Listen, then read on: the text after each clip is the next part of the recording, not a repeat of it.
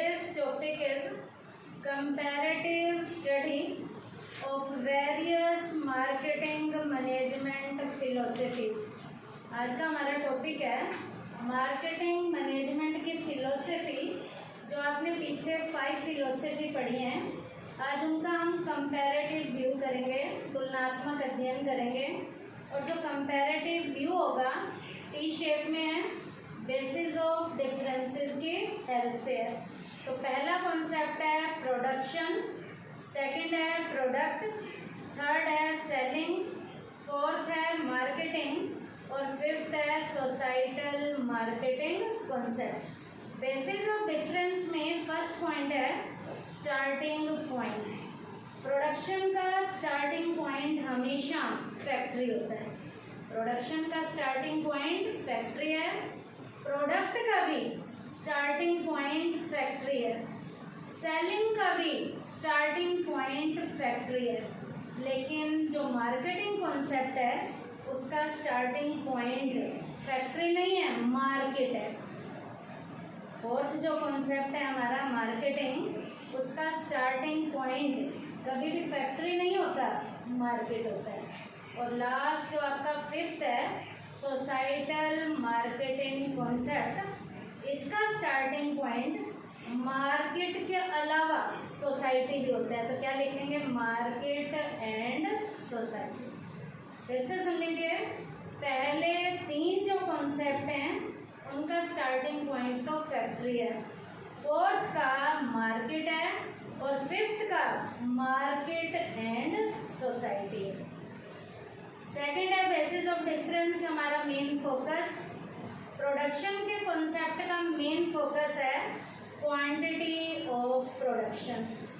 ज़्यादा माल बनाना है, ज़्यादा, ताकि पर की कॉस्ट क्या है, कम। तो मेन फोकस प्रोडक्शन में क्या रहेगा, quantity of production. Product concept में फोकस रहेगा क्वालिटी ऑफ प्रोडक्ट, क्योंकि क्वालिटी यदि प्रोडक्ट की बढ़िया होगी तो वो मार्केट में हाथों हाथ बिकेगा। तो प्रोडक्ट में क्वालिटी पे ध्यान दिया जाता है। प्रोडक्ट कॉन्सेप्ट का मेन फोकस क्या है, quality of product. Selling concept में अट्रैक्टिंग कंज्यूमर है, कस्टमर को अट्रैक्ट करना ही हमारा मेन पर्पज है। कस्टमर अट्रैक्ट होगा तो वो प्रोडक्ट को खरीदेगा, प्रोडक्ट की सेल क्या होगी, अपने आप ज़्यादा होगी। फोर्थ कॉन्सेप्ट जो मार्केटिंग है उसमें कस्टमर सेटिस्फैक्शन है। थर्ड में था अट्रैक्टिंग कंज्यूमर, फोर्थ में वही कंज्यूमर जो अट्रैक्ट हुआ है अब उसे सेटिस्फाइड करना है, फोर्थ में मार्केटिंग में। और लास्ट जो सोसाइटल मार्केटिंग कॉन्सेप्ट है, इसका मेन फोकस है कंज्यूमर वेलफेयर। तो ये 5 कॉन्सेप्ट के मेन फोकस थे। फर्स्ट में था quantity of production, second quality of product, third attracting consumer, fourth consumer satisfaction और फिफ्थ कंज्यूमर वेलफेयर। अब आइए बेटा मीन्स, मैंने आपको पीछे भी बताया था मीन्स होता है, ये फिलोसफी का मीनिंग क्या है, इसका मेन पर्पस क्या है, इसकी डेफिनेशन क्या है। तो प्रोडक्शन के कॉन्सेप्ट के मीनिंग में आपको पता होना चाहिए balance prices and easy availability. Balance price का मतलब है यहाँ जितना ज़्यादा माल हम बनाएंगे पर यूनिट की कॉस्ट क्या आएगी, कम आएगी। रीजनेबल रेट पर और ज़्यादा उत्पादन जब आपके घर के प्रॉपर प्लेस तक आपको दिया जाएगा, आप हाथों हाथ उस प्रोडक्ट को क्या करोगे, खरीदोगे और बनाने वाले के क्या होंगे, प्रॉफिट होंगे। तो यहाँ का मीन्स क्या है, बैलेंस प्राइसेस। बैलेंस का क्या मतलब है, ना ज़्यादा और ना कम, संतुलित कीमतें रहेंगी। और इजी अवेलेबिलिटी है। इजी अवेलेबिलिटी का मतलब है प्रोडक्ट कंज्यूमर को जितना अच्छे तरीके से हम अवेलेबल करा सकते हैं वो हम अवेलेबल कराएंगे। आपको पता है सस्ता माल यदि कस्टमर के प्रॉपर प्लेस पे अवेलेबल कराया जाए तो बेचने वाले के प्रॉफिट क्या होते हैं, ज़्यादा होते हैं। तो इसका मीन्स क्या है, balance prices and easy availability. Second है प्रोडक्ट कॉन्सेप्ट। इसका मीन्स क्या है? प्रोडक्ट में टाइमली इम्प्रूवमेंट लेकर आनी है। आज प्रोडक्ट जैसा है कल प्रोडक्ट को फिर इम्प्रूव करना है। नया प्रोडक्ट आ रहा है, अगले दिन कोई और प्रोडक्ट आ रहा है, उसमें भी टाइमली कुछ ना कुछ क्या होगी? इम्प्रूवमेंट। इसका मीन्स क्या है प्रोडक्ट कॉन्सेप्ट का? Product improvement. सेलिंग कॉन्सेप्ट का मीन्स क्या है? सेल कैसे कैसे बढ़ानी है। उसमें सबसे पहला है एडवर्टाइजिंग, विज्ञापन। दूसरा है पर्सनल सेलिंग। यहाँ पर सेल्समैन भी प्रॉपर तरीके से क्या कर सकता है? रोल प्ले कर सकता है। एंड सेल्स प्रमोशन, माल को बेचने के लिए प्रमोट करने के बहुत से हम तरीके भी अपनाते हैं। डिस्काउंट है, रिबेट है, गिफ्ट है, कूपन है, प्रोडक्ट कम्बिनेशन के गिफ्ट होते हैं, 0% इंस्टॉलमेंट होती है, कॉन्टेस्ट कराए जाते हैं, पता नहीं क्या क्या करवाया जाता है जिससे प्रोडक्ट को प्रमोट किया जा सकता है। तो यहाँ पर जो हमारा सेलिंग कॉन्सेप्ट है इसका मीन्स क्या है? Advertising, personal selling and sales promotion. उसके बाद बेटा मार्केटिंग कॉन्सेप्ट का मीन्स क्या है? Various marketing activities.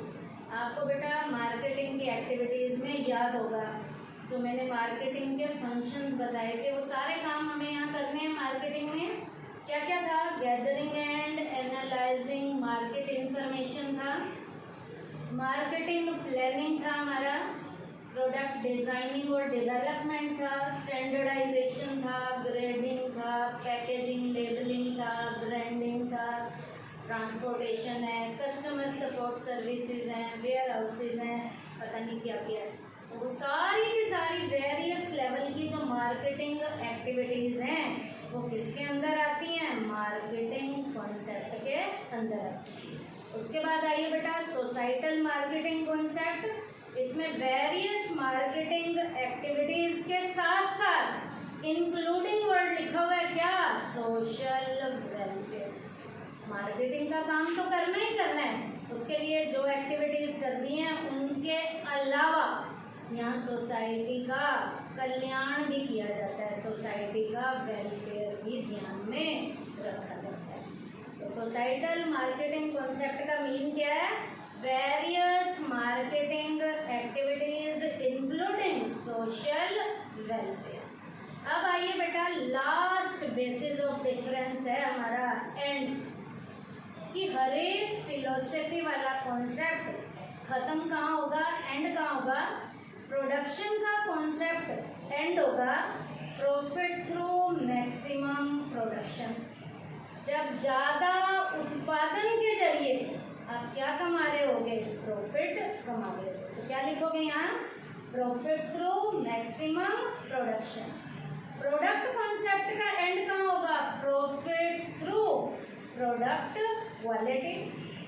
प्रोडक्ट की क्वालिटी के जरिए जब प्रॉफिट कमाए जा रहे होंगे तो प्रोडक्ट का कॉन्सेप्ट क्या हो जाएगा? खत्म हो जाएगा। अब आइए बेटा हमारा सेलिंग कॉन्सेप्ट का एंड क्या है?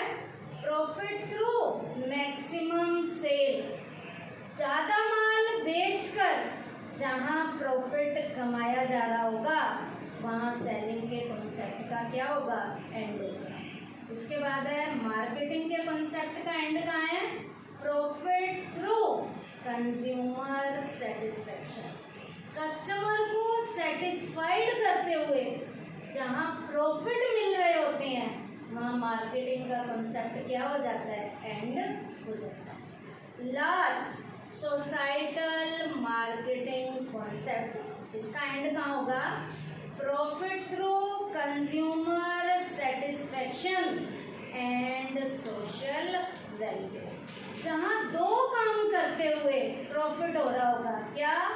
कस्टमर को सेटिस्फाइड तो करना ही करना है, साथ में सोसाइटी का वेलफेयर भी प्रॉपर तरीके से ध्यान में रखा जाता है। और क्या कमाए जाते हैं? प्रॉफिट कमाए जाते हैं। तो ये कंपैरेटिव व्यू था आपकी पांचों फिलोसफी के कॉन्सेप्ट का बेसिस ऑफ डिफरेंस की हेल्प से किया है। बेसिस ऑफ डिफरेंस में जो पॉइंट्स थे हमारे 4 पॉइंट्स थे। पहला starting point, second main focus, third means और लास्ट क्या था, एंड। अब आइए बेटा इसके बाद हमारा नेक्स्ट टॉपिक है मार्केटिंग मिक्स। अब बेटा मार्केटिंग मिक्स आपको पता ही होगा, मार्केटिंग के काम को करने के लिए जितनी भी एक्टिविटीज़ का हम सम टोटल लेते हैं, मार्केटिंग के काम को करने के लिए जो भी हमने टाइमली डिसीजन लेने हैं, जो भी हमने टाइमली काम करने हैं, उन सब कामों का सम टोटल या उनका कम्बिनेशन जो मार्केटिंग की एक्टिविटीज से जिनका क्या होगा, रिलेशन होगा, उसे हम किसका नाम देंगे, मार्केटिंग मिक्स का नाम देंगे। तो मार्केटिंग मिक्स का एग्जैक्ट मीनिंग क्या है, marketing mix refers to the combination of क्या क्या, controllable variables chosen by a firm to prepare its marketing offering। बेटा मार्केटिंग को प्रॉपर तरीके से करने के लिए जो प्रॉपर ऑफरिंग की जाती है प्रोडक्ट की, ऑफरिंग में क्या होता है, प्रोडक्ट की डिटेल लेवल की क्या दी जाती है, इंफॉर्मेशन दी जाती है। और इसके लिए जिन जिनको हम चुनते हैं कि हमने ये करना है, वो करना है, इसके अलावा भी हमने पता नहीं क्या क्या करना है, वो सारी एक्टिविटीज़ का जो सम होगा, उनका जो कम्बिनेशन होगा और जो हमारे नियंत्रण में भी होंगे, उन्हीं को हमने उठाना है ताकि प्रॉपर तरीके से मार्केटिंग का काम करें। तो बेटा अब आपको ये पता होना चाहिए कि कौन सी चीज़ें हमारे नियंत्रण में हैं और कौन सी चीज़ें हमारे नियंत्रण में नहीं हैं। तो कह रहा है process of marketing involve creating, ये मार्केटिंग का मीनिंग था, involve creating a market offering to satisfy the needs and wants of the present and potential. आपको याद होगा मार्केटिंग के मीनिंग में जब हमने चैप्टर स्टार्ट किया था, वहीं मैंने बताया था सबसे पहले प्रोडक्ट को क्रिएट किया जाता है, बनाया जाता है, फिर वही प्रोडक्ट आपको ऑफर किया जाता है। इसका मतलब उसके बारे में आपको डिटेल क्या दी जाती है, इंफॉर्मेशन दी जाती है, ताकि एज अ कस्टमर जो भी आप उस प्रोडक्ट को लेने वाले हो, आपकी टाइमली वांट्स को, तुम्हारी जो नीड्स हैं, उन्हें टाइमली अच्छे से पूरा किया जा सके। जो पुराने कस्टमर हैं उनकी भी, और जो नए बनने वाले कस्टमर हैं, जो पोटेंशियल लेवल के कस्टमर हैं, उनकी भी ये सारी ज़रूरतों को टाइमली पूरा किया जा सके। इसके लिए जो प्रोसेस होगा जिसमें प्रोडक्ट को क्रिएट किया जाएगा, उसे ऑफर किया जाएगा, और उसके जो भी कस्टमर हैं, चाहे पुराने हैं चाहे नए बनने वाले हैं, उनकी वांट्स और नीड्स को इसमें टाइमली क्या किया जाएगा, पूरा किया जाएगा। There are large number of factors और वेरिएबल्स अफेक्टिंग मार्केट ऑफरिंग और मार्केटिंग डिसीजन। अब बेटा मार्केटिंग के डिसीजन में या मार्केट की ऑफरिंग में कई फैक्टर हैं जो इसके वेरिएबल में, इसके प्रॉपर तरीके से निर्णय लेने में वो फैक्टर, वो वेरिएबल क्या करते हैं, रोल प्ले करते हैं। These can be broadly divided into 2 groups। उन फैक्टर्स को बेटा 2 पार्ट्स में डिवाइड किया जाएगा। एक फैक्टर तो होता है कंट्रोलेबल फैक्टर, नाम से पता चल रहा है जो हमारे कंट्रोल में है, नियंत्रण में है, और सेकंड ऐसे होंगे नॉन कंट्रोलेबल, जो हमारे बस के अंदर नहीं है, जो हमारे कंट्रोल के अंदर नहीं है। तो 2 फैक्टर्स के बारे में यहाँ हमने डिटेल पढ़ना है, जिनका मार्केटिंग के डिसीजन पे टाइमली क्या आता है, इम्पैक्ट आता है। एक है कंट्रोलेबल और एक है नॉन कंट्रोलेबल। अब बेटा कंट्रोलेबल फैक्टर्स कौन से होते हैं, उनका मीनिंग क्या है, it refers to those factors which can be influenced at the level of the firm. बेटा जिन्हें टाइमली फर्म के एक लेवल तक क्या किया जाता है, इन्फ्लुएंस किया जाता है, जिन्हें प्रभाव में लाया जाता है। बेटा जैसे ऐसे कुछ बच्चे जो कंट्रोल में आ जाते हैं इजीली, इसका मतलब उन्हें कोई बात बताई जाती है तो वो उस बात को टाइमली क्या करते हैं, फॉलो करते हैं। और कुछ बच्चे ऐसे होते हैं जो हमें भी लगता है कि हमारे कंट्रोल में नहीं है, हमें भी पता है कि इन्हें हम कुछ भी कहेंगे उस कही बात का उनके ऊपर किसी भी तरीके का कोई भी प्रभाव नहीं होगा। जिनके ऊपर इम्पैक्ट आता है, प्रभाव आता है, वो फैक्टर तो कौन से होते हैं, कंट्रोलेबल। और जिनके ऊपर किसी भी तरीके का कोई इम्पैक्ट नहीं आता, कहने के बावजूद, एफर्ट्स करने के बावजूद, वो किस में आते हैं, नॉन कंट्रोलेबल। अभी कंट्रोलेबल की बात हो रही है, जो नियंत्रण में होते हैं। अब वो नियंत्रण वाले कौन कौन से हैं, These factors include, उनमें पहला फैक्टर है प्रोडक्ट, उसके बाद है प्राइस, उसके बाद है प्लेस, और फोर्थ है हमारा promotion. Controllable variables become marketing tools which are constantly shaped and reshaped by marketing managers to achieve marketing success. अब बेटा इन सारों को प्रॉपर तरीके से नियंत्रण में लाने का काम हमारा कौन सा मैनेजर करता है, मार्केटिंग लेवल का मैनेजर करता है, ताकि इन्हें अच्छे से कंट्रोल किया जा सके और ऐसे बढ़िया प्रयास किए जा सकें ताकि हम अपनी मार्केटिंग के काम में जो सक्सेस अचीव करना चाहते हैं वो टाइमली अच्छे से हम सक्सेस को क्या कर सकें, अचीव कर सकें।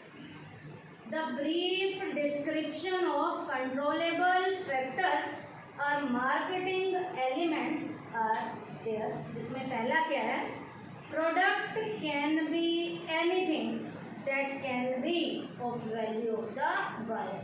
प्रोडक्ट बेटा कुछ भी हो सकता है जिसकी खरीदने वाले के लिए कोई ना कोई क्या है, वैल्यू है। हम किसी भी प्रोडक्ट को तभी खरीदते हैं जब उस प्रोडक्ट की हमें क्या है, ज़रूरत।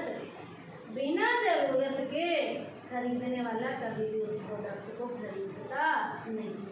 तो प्रोडक्ट के बारे में क्या बताओगे, it can be anything that can be of the value of the buyer. Second, price के बारे में कह रहा है। प्राइस क्या है, it refers to that amount of money which is paid by the buyer in consideration for the purchase of a product or a service। किसी भी प्रोडक्ट को या किसी भी सर्विस को खरीदने के बदले में खरीदार के द्वारा उसकी जो कीमत दी जाती है, जो चीज़ पे की जाती है, उसे किसका नाम दिया जाता है, प्राइस का नाम दिया जाता है। आप कुछ भी खरीद रहे हो, खरीदने के बाद आप प्रोडक्ट ले रहे हो, लेकिन प्रोडक्ट देने वाला आपको प्रोडक्ट मुफ्त में नहीं दे रहा, बदले में वो तुम्हारे से क्या लेगा, उसकी कीमत लेगा। अब आइए प्लेस क्या है, it refers to that location where the firm make product available to the target consumer.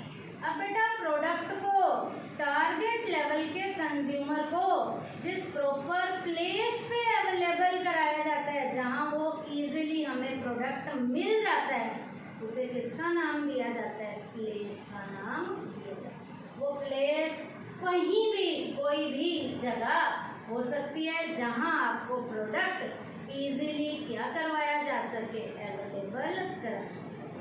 कई बार बेटा प्रोडक्ट को लेने के लिए मेन मार्केट में जाते हो और कई बार वही प्रोडक्ट तुम्हारे घर के आसपास की दुकानें जो हैं उनके ऊपर वो प्रोडक्ट आपको इजीली क्या हो जाता है, अवेलेबल हो जाता है। तो प्लेस का क्या मतलब है, जहाँ पर खरीदने वाले को वो प्रोडक्ट जिस जगह पे मिलता है वो क्या कहलाएगा, प्लेस कहलाएगा। उसके बाद है प्रमोशन। प्रमोशन में प्रोडक्ट की इंफॉर्मेशन देनी है, प्रोडक्ट को कस्टमर को बताना है कि क्या प्रोडक्ट है, और प्रोडक्ट को खरीदने के लिए प्रमोशन के अंदर कस्टमर को अट्रैक्ट करने के लिए यहाँ पर कुछ तरीके भी अपनाए जाते हैं ताकि उस प्रोडक्ट को खरीदने के लिए कस्टमर क्या हो, अट्रैक्ट हो। It refers to the use with the objective of informing potential customer about the product and persuading them. Persuading का मतलब है यहाँ उसे लालायित किया जाता है, क्या, to buy the same. अब जो भी प्रोडक्ट आ रहा है बेटा, पुराने कस्टमर तो हैं ही हैं, लेकिन नए कस्टमर बढ़ाने हैं, तो नए कस्टमर को कुछ क्या देना पड़ेगा, लालच देना पड़ेगा. लालच में क्या क्या दिया जाएगा, प्रोडक्ट की प्रॉपर इंफॉर्मेशन दी जाएगी और कुछ बेटा हथकंडे अपनाए जाएंगे, कुछ टूल्स का यूज़ किया जाएगा. जैसे मैंने अभी बताया था, डिस्काउंट देना है, सेल लगा देनी है, रिबेट देना है, गिफ्ट देने हैं, कूपन बांटने हैं. ये सारे प्रमोशनल टूल हैं जिनका यूज़ करके हम कस्टमर को उस प्रोडक्ट को खरीदने के लिए क्या कर देते हैं, मजबूर कर देते हैं. वो किस में आता है, प्रमोशन में. तो ये सारे के सारे कौन से फैक्टर थे, कंट्रोलेबल फैक्टर थे. क्या क्या था इसमें, पहला प्रोडक्ट है, दूसरा प्राइस है, तीसरा प्लेस है और चौथा क्या है आपका, प्रमोशन. ये चारों पॉइंट बेटा मार्केटिंग मिक्स में आपको याद होगा, एलिमेंट में भी 4P में भी ये 4P प्रॉपर तरीके से रोल प्ले करते हैं. 4P में पहला P है प्रोडक्ट, दूसरा है प्राइस, तीसरा क्या है, प्लेस और चौथा क्या है, प्रमोशन. अब आइए बेटा, सेकंड फैक्टर भी है, नॉन कंट्रोलेबल फैक्टर भी हैं. उनमें क्या होता है बेटा, एनवायरनमेंट रोल प्ले करता है, गवर्नमेंट की पॉलिसीज रोल प्ले करती हैं जो हमारे नियंत्रण में नहीं है, जो हमारे काबू से बाहर है. नॉन कंट्रोलेबल फैक्टर्स के बारे में क्या कह रहा है, it refers to those factors which affect the marketing decision, जो मार्केटिंग के डिसीजन पे अपना प्रभाव तो डालते हैं but are not controllable at the level of the firm के लेवल पे इन्हें क्या नहीं किया जा सकता, कंट्रोल नहीं किया जा सकता. लेकिन ये फैक्टर क्या करते हैं, हमारे पे अपना क्या छोड़ते हैं, प्रभाव छोड़ते हैं. These factors mainly include, इनमें जो जो फैक्टर इंक्लूड होंगे उनमें क्या होगा, सबसे पहला एनवायरमेंटल फैक्टर होगा, उसके बाद सच एज कह रहा है गवर्नमेंट पॉलिसीज हो सकती हैं, और भी कोई ऐसा फैक्टर हो सकता है जो हमारे नियंत्रण से, जो हमारे काबू से क्या होगा, बाहर होगा. तो यहाँ पर दोनों फैक्टर्स आएंगे, कंट्रोलेबल भी आएंगे और नॉन कंट्रोलेबल. अब मीनिंग में मैंने पहले भी मीनिंग बताया मार्केटिंग मिक्स का, दोबारा बता रही हूँ, अब आपको बिल्कुल अच्छे से क्लियर हो जाएगा.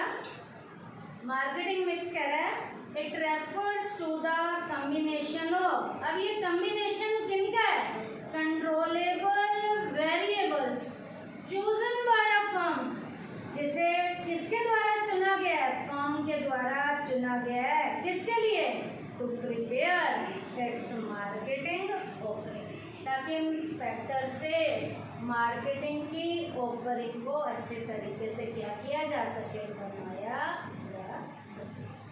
इसको हम किसका नाम देते हैं, मार्केटिंग मिक्स का नाम देते हैं. अब बेटा मार्केटिंग मिक्स में सबसे पहला जो कंट्रोलेबल वाला फैक्टर आया है वो क्या था, प्रोडक्ट का था.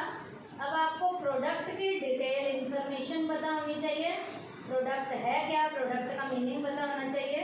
प्रोडक्ट का मीनिंग है इट रेफर्स टू एनीथिंग, ये कुछ भी हो सकता है, that can be the value of the buyer, जिसकी खरीदार के लिए कोई ना कोई क्या है, वैल्यू है. प्रोडक्ट हम तभी खरीदते हैं जब उस प्रोडक्ट की कंज्यूमर को, खरीदने वाले को क्या है, जरूरत है. फिर से सुन लीजिए प्रोडक्ट का meaning, product refers to anything, कुछ भी हो सकता है, that can be the value of the buyer. अब बेटा प्रोडक्ट के मीनिंग के बाद प्रोडक्ट की नेचर कैसी होती है, प्रोडक्ट की क्वालिटीज़ क्या क्या हैं, प्रोडक्ट का स्कोप क्या है, उसमें क्या क्या बातें आती हैं जिनका रिलेशन प्रोडक्ट से है.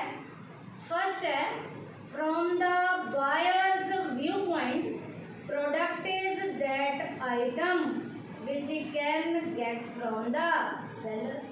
प्रोडक्ट एक ऐसी चीज है, एक ऐसी आइटम है जिसे बेचने वाला बेचता है और खरीदने वाला खरीदता है। खरीदने वाला किससे लेता है? बेचने वाले से लेता है। फर्स्ट। सेकंड है, product can be both physical things and services. Product में दोनों चीजें आती हैं, फिजिकल लेवल की गुड्स भी हो सकती हैं और सर्विसेज भी हो सकती हैं। थर्ड कह रहा है, buyer purchases not the product but the contentment from the product. खरीदने वाला बेटा प्रोडक्ट को ही नहीं खरीदता, प्रोडक्ट से रिलेटेड जो जो चीज़ें हमें प्रोडक्ट से मिलती जुलती हैं, मान लीजिए गारंटी मिल रही है, वारंटी मिल रही है, रिपेयर की फैसिलिटी मिल रही है, होम डिलीवरी की फैसिलिटी मिल रही है, जो उसका कंटेंटमेंट है वो सारा का सारा जो है प्रोडक्ट के साथ ही खरीदने वाले के पास आ जाता है। तो क्या है? The buyer purchases not the product but the contentment from the product. उसके सारे कंटेंट भी प्रोडक्ट से रिलेटेड किसके पास आ जाते हैं? उसके खरीदने वाले के पास आ जाते हैं। तो ये प्रोडक्ट की क्या थी? नेचर थी। इसके बाद टॉपिक है types of satisfaction received from product. Product से हमें किस किस तरीके की सेटिस्फैक्शन मिलती है? अब बेटा प्रोडक्ट से मिलने वाली सेटिस्फैक्शन को 3 पार्ट्स में क्या किया गया है? कैटेगराइज किया गया है। सबसे पहली जो सेटिस्फैक्शन है वो है फंक्शनल सेटिस्फैक्शन, सेकंड है हमारी साइकोलॉजिकल सेटिस्फैक्शन और थर्ड है हमारी सोशल सेटिस्फैक्शन। फंक्शनल का क्या मतलब है? उस प्रोडक्ट का काम क्या है? अब एक एग्जांपल है कपड़े का या शर्ट का। शर्ट का काम क्या होता है? शरीर को ढकना। कपड़े का काम क्या होता है? शरीर को ढकना। तो यहाँ एक एग्जांपल के साथ दिया हुआ है, to wear the shirt and cover the body with it is an example of कौन सी सेटिस्फैक्शन? Functional satisfaction. एक शर्ट हमने पहन लिया है और शर्ट को पहनने के बाद हमारी बॉडी प्रॉपर तरीके से कवर हो गई है। इसका मतलब उस शर्ट ने जो हमारे शरीर को ढका है, उस शर्ट ने हमें कौन सी सेटिस्फैक्शन दी है? Functional satisfaction. क्योंकि कपड़े का काम ही, फंक्शन का क्या मतलब होता है? काम। क्या करना है? शरीर को या किसी भी चीज को ढकना है। क्लियर? सेकंड कह रहा है साइकोलॉजिकल सेटिस्फैक्शन। साइकोलॉजी का मतलब होता है मनोवैज्ञानिक लेवल पे जब हमें क्या मिलेगी? सेटिस्फैक्शन। इसका मतलब हमें अंदर से अच्छी वाली क्या आएगी? फीलिंग आएगी। तो इसके लिए क्या कह रहा है? To feel more confident and active after wearing the shirt provide psychological satisfaction. किसी भी शर्ट को आपने पहना है और पहनने के बाद दूसरे आपकी शर्ट की बड़ी तारीफ कर रहे हैं और आप अपना कॉलर जो है ऊंचा करके थोड़ा चौड़े होके चलते हो, इसका मतलब आपको बड़ी अच्छी सी उस शर्ट को पहनने के बाद क्या मिल रही है? फीलिंग मिल रही है। यदि किसी ने आपकी क्या कर दी है? तारीफ कर दी है और आपका कॉन्फिडेंस लेवल क्या हो रहा है? इंक्रीज हो रहा है। और कई बार क्या होता है बेटा, शर्ट की कोई तारीफ नहीं करता, उल्टा जो पहना भी होता है पहनने के बाद बड़ी गंदी सी फीलिंग आती है। क्यों? क्योंकि तारीफ नहीं की गई, उल्टा उसमें क्या निकाल दी गई है? कमी निकाल दी गई है। तो वहाँ पे आपका कॉन्फिडेंस लेवल क्या हो जाएगा? लूज हो जाएगा। तो यहाँ लूज की बात नहीं करनी है, कॉन्फिडेंस लेवल बढ़ाना है और आपके अंदर अच्छी वाली एक्टिव वाली क्या आ रही है? फीलिंग आ रही है। तो वो सेटिस्फैक्शन कौन सी होती है? Psychological satisfaction. तो यहाँ क्या लिखोगे? To feel more confident and active after wearing the shirt provide psychological satisfaction. उसके बाद है बेटा third, social satisfaction. Getting recognition after wearing the shirt from the group of known people is a social satisfaction. Shirt को पहनने के बाद समाज में आपकी एक अलग पहचान बने, लोग आपके बारे में बोलें कि उसकी जो ड्रेसिंग सेंस है बहुत बढ़िया है।